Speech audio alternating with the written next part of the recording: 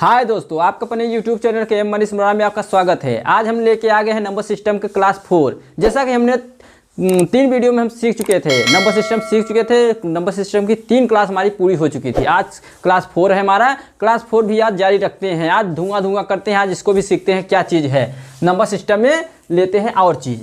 Number system में आता है स्थानीय मान। स्थानीय मान सीखते हैं। इतना है कि स्थानीय मान आमतौर पर तो स्थानीय मान सब सीख जानते होंगे, पर हाँ जान ले, आप टिके रहिए। स्थानीय में हम ऐसा चीज़ बताएंगे, जरूर आपको ऐसा होगा, मालूम जरूर चलेगा कि हम स्थानीय मान नहीं जानते हैं। इतना जरूर आपको, यदि आपको मालूम होगा तो कमेंट करके बताइएगा कि हमको मालूम था पहले से। यदि नहीं मालूम है तब लगे रहिए हमारे वीडियो के साथ। आइए देखते हैं स्थानीय मान। स्थानीय मान क्वेश्चन लेते हैं। जैसे मान लीजिए 5 6 4 3 8 में 5 3 8 का स्थानीय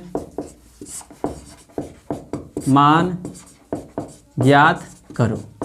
एक क्वेश्चन आ गया तो हम क्या करेंगे, 5 3 और 8 का निकालेंगे। ठीक है, हम निकाल देते हैं। 5 का निकालते हैं।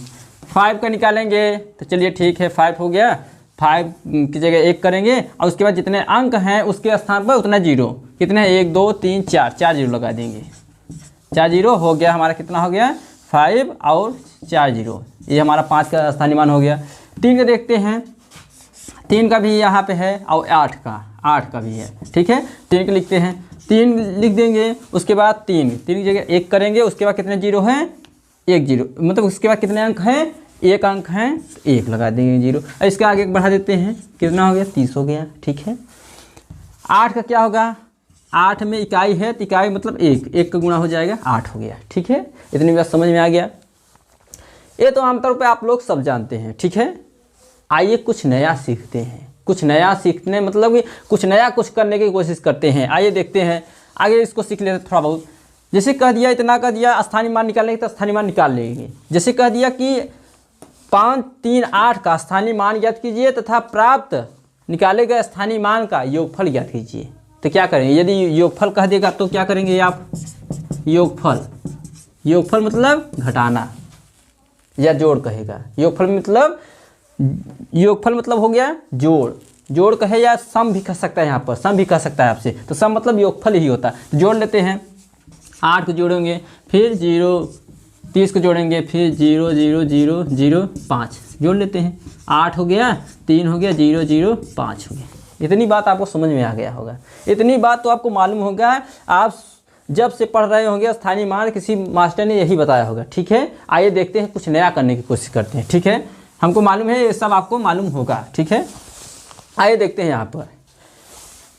अब लेते हैं 8 5 3 6.146 में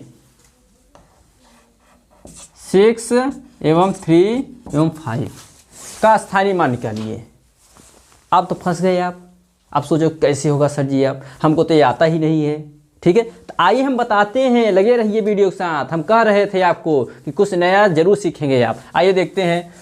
6 का निकालने के लिए कह रहा था। 6 का निकालेंगे तो 6 चलो ठीक है, आगे इधर के लिए लेते हैं कि 6 कहाँ है, 6 यहाँ पर है तो 6 का लेते हैं। चलिए 6 का करते हैं। 6 के लिए 6 के लिए ताकि 6 लिख लेते हैं। 6 लिए ले लिए 6 और आगे 0 लिख लेंगे और दशमलव हो गया। उसके बाद कितना अंक है, 1 है। दशमलव और 1 के अंक, दशमलव और 6 के बीच में कोई अंक है, कोई अंक नहीं है। तो इसलिए जहाँ 6 है उसके स्थान पर 1 लिख लेंगे। यदि कोई बीच में अगर कोई अंक होता तो यहाँ क्या कर लेते, 0 कर देते। कोई अंक नहीं था। अब इसका इसमें गुणा करेंगे। जब गुणा करेंगे तो यही 1 की जगह 6 रख देंगे, बस हो गया, हमारा काम बन गया। ठीक है, इतनी बात समझ में आए। आइए 6 ले लेते हैं। अब ये 6 ले लेते हैं तो 6 का ये स्थानीय मान। ठीक है, इतनी बात समझ में आए। अब 6 का दरे क्या करेंगे, 0 इतना लिखेंगे, आगे 0 लिखेंगे। अब 6 जो है, 6 और दशमलव के बीच में कितने अंक हैं, 1 2 3 है। तो 3 तो हम क्या लगाएंगे, 0 लगा दिए 3 0 लगा दिए। अब 6 का पूछा है, 6 के स्थान पे 1 लिख देंगे। ठीक है, अब इसके आगे गुणा कर देते हैं। जब गुणा करेंगे तो 0.006 आ गया। इतनी बात समझ में आ रहा होगा आपको, इतनी उम्मीद है आपको कि आपको समझ में आ रहा होगा।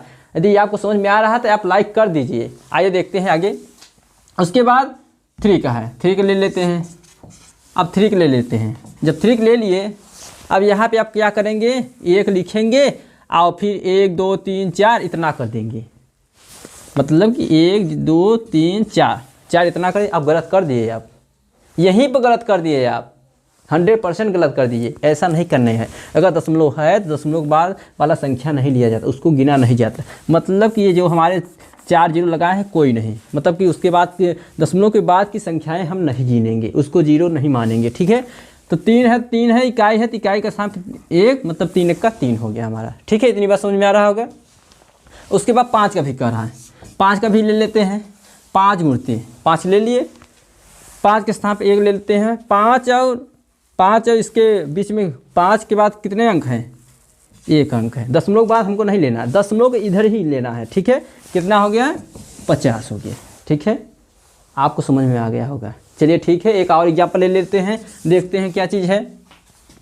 हम ले लिए 7 5 3 4 2 8 में दशमलव लगा देते हैं। यहाँ पर, यहाँ दशमलव लगा देते हैं, ज़्यादा समझ में आएगा। में 7 4 2 और 8 का स्थानीय मान ज्ञात कीजिए। ऐसा कहेगा, इससे दशमलव दे देगा आपको, कहेगा 7 4 2 और 8 का स्थानीय मान, मतलब कोई भी संख्या दे सकता है। ये तो हम दे दिए हैं एग्जाम्पल में, तो कोई भी इसमें से कोई भी पूछ सकता है आपसे। तो 7 का पूछेगा तो 7 का हम निकालेंगे। चलिए निकाल दिए, 7 ले लिए। हमको दशमलव को उस तरफ अंक के नहीं गिनना है, इतना बात आप ध्यान में रखिए, दिमाग में बैठा लीजिए। दशमलव की बात के हमको अंक नहीं गिनना है। ठीक है, और यदि वो उस तरफ चले जाए दशमलव को ले, तो दशमलव के इस तरफ का अंक हमको नहीं लेना है। ठीक है, दशमलव को उस तरफ की उस तरफ, दशमलव के इस तरफ ही संख्या रहेंगे। ठीक है, 7 ले लिए। उसके बाद इकाई दहाई, मतलब 10 का गुणा। ठीक है, 1 7 के जिसका ले रहे हैं तो उसके स्थान पे 1, और उसके बाद जितने संख्याएँ होती हैं उतनी जीरो ले लेते हैं। चलिए गुणा कर देंगे, कितना हो गया, 70 हो गया। इतनी बात समझ में आया। उसके बाद हमारा क्या कहा है, 4 का कहा है, 2 का भी कहा है और 8 का भी कहा है। चलिए 4 के ले लेते हैं, 4 के ले लिए। चलिए 4 गुणते हैं, अब वही संख्या। अब दशमलव इस तरफ तो हमको आना नहीं है, 0 दशमलव आगे लगा लेंगे। ठीक है, इतनी बात। फिर 4 का निकाल रहे हैं ना, 4 और दशमलव के बीच में कितनी अंक संख्याएं हैं, 1 संख्या है, वो भी 3 है। 1 संख्या तो 1 0, और 4 के निकाल रहे हैं तो उसके स्थान पर 1, उसके बगल में 1 कर देंगे। आप 4 का गुणा कर देंगे, जहाँ 1 है वहीं क्या रख देंगे, 4 रख देंगे। 0.04, ये हमारा हो गया 4 का स्थानीय मान। ठीक है, इतनी बात समझ में आ रहा होगा आपको। चलिए 2 को ले लेते हैं। जब 2 को ले लेंगे, 2 गुणते और 0. इतना लिख लेंगे। उसके बाद देख लिए 2 और दशमलव के बीच में कितनी संख्याएं हैं, 1 और 2 संख्याएं हैं ना, आगे 0 लिखते थे। उतनी जितनी संख्याएं हो जिसका कहा उसको लेकर और दशमलव को लेकर उसके बीच में जितनी संख्याएं हो उतना 0 ले लेते हैं। 1 और 2 0 ले लिए, देख लिए 2 अंक है, 2 0 ले लिए, और 2 को निकाल रहे हैं, 2 के स्थान पर 1 कर दिए। ठीक है, इसके बाद 1 कर दिए। अब गुणा कर देंगे। अब 2 को गुणा करेंगे, 0.002 हो गया हमारा। इतनी बात समझ में आ रहा होगा आपको। आइए करते हैं 8 का। जब 8 का लेंगे तो 8 गुणते 0. इतना लिख लेंगे। आगे दशमलव को उस तरफ निकाल रहे हैं तो इसलिए 0. हमेशा लेंगे। ठीक है, अब क्या करेंगे, हम 8 का निकाल रहे हैं। अब 8 को लेते हैं, दशमलव के बीच में कितनी संख्याएं हैं, 1 2 3 संख्याएं, 3 0 लगा देते हैं। 8 का निकाल रहे हैं तो इसलिए 1 लिख देंगे। ठीक है, अब 8 का गुणा कर देंगे इसमें, तो 0.000 और 8 हो गया हमारा स्थानीय मान। इतनी बात आपको समझ में आ गया होगा। चलिए हम लोग अब समझते हैं फेस वैल्यू सीख गए हैं। आइए सीखते हैं अंकित मान या जाति मान सीखते हैं, उसको कहते हैं फेस वैल्यू सीखते हैं। आइए चलते हैं, फेस वैल्यू अपना जाति मान लेकर के। जाति मान के साथ साथ सीखेंगे हम लोग पूर्ववर्ती और अनुवर्ती। आज सीखते हैं तीनों को धुआं कर देते हैं। स्थानीय मान को तो धुआं कर दिए हैं, आइए तीनों को धुआं करते हैं। जाति मान और अंकित मान मतलब फेस वैल्यू किसको क्या कहते हैं, आइए समझते हैं। जाति मान एग्जाम्पल लेते हैं। एग्जाम्पल थ्रू ज़्यादा समझ में आता है, हर चीज़ एग्जाम्पल से ज़्यादा समझ में आता है। ये बात आप भी जानते हैं, सब जानते हैं। ठीक है, 7 6 1 4 6 में 6 1 7 का जातीय मान ज्ञात करो। जातीय मान ज्ञात करना है। अब यहाँ पर 7 6 1 4 6 में हमको जातीय मान कहा, किसका किसका, 6 का कहा है, 6 दो ठो है तो दोनों को 6 का निकालेंगे, 1 कहा है तो 1 का निकालेंगे, 7 भी कहा है 7 का भी निकालेंगे। मतलब 7 का जातीय मान 7 ही होगा, 6 का जातीय मान 6 ही होगा, 1 का जातीय मान 1 ही होगा और 6 का जातीय मान 6 ही होगा। 100 9 होइए, जो कहा जाए जातीय मान उसका उसी होता है, अंकित मान गए उसका वही होता है। जैसे मान लीजिए हम कह दिए 7 1 5 3 मतलब 5 3 में 7 1 और 3 का जातीय मान ज्ञात कीजिए। तो क्या करेंगे, 7 का 7 ही होगा जातीय मान, 3 का 3 ही होगा और 1 दिया है 1 का 1 ही होगा। आप समझ गए होंगे। यदि आपको समझ आ गया होगा तो आप लाइक कर दीजिए, वीडियो को लाइक कर दीजिए, सब्सक्राइब भी कर दीजिए, बेल आइकन को प्रेस कर दीजिए, जैसे कि ऐसे ही वीडियो आप तक पहुंचता रहे। आइए देखते हैं प्रेडिसेसर पूर्ववर्ती। ये बात समझ में आ गया होगा आपको। चलिए चलते हैं। एक बात और, इसमें क्या होता है, यदि कह देगा, यदि मान लीजिए 7 1 3 का स्थानीय मान ज्ञात कीजिए, ये तीनों कह देगा स्थानीय मान मतलब कि जातीय मान ज्ञात कीजिए, जातीय मान ज्ञात कीजिए और तथा इनका योगफल ज्ञात कीजिए। योगफल कहे तो वही संख्या जो हो, जिसका जो निकाले हो उसी को जोड़ दो। 7 का 7 ही प्लस 1 प्लस 3 जोड़ दीजिए, 7 1 8 8 3 11, बस हो गया, यही आंसर। यदि ऊपर कह देता है इसका कि जातीय मान क्या कहते हैं, जातीय मान ज्ञात कीजिए तथा जातीय मान ज्ञात जातीय मान को योगफल ज्ञात कीजिए, या सम कह देगा, ठीक है, या जोड़िए कह देगा, तो क्या करेंगे 6 6 प्लस 1 प्लस 6 प्लस 7 जोड़ लेंगे, 6 1 7 हो जाएगा, 7 6 13 13 और 7 कितना हो जाएगा 20, हो गया, योगफल एक ज्ञात हो गया। ठीक है, इसमें घुमा फिरा के कुछ भी पूछ सकता है। ठीक है, आइए करते हैं प्रेडिसेसर अर्थात पूर्ववर्ती।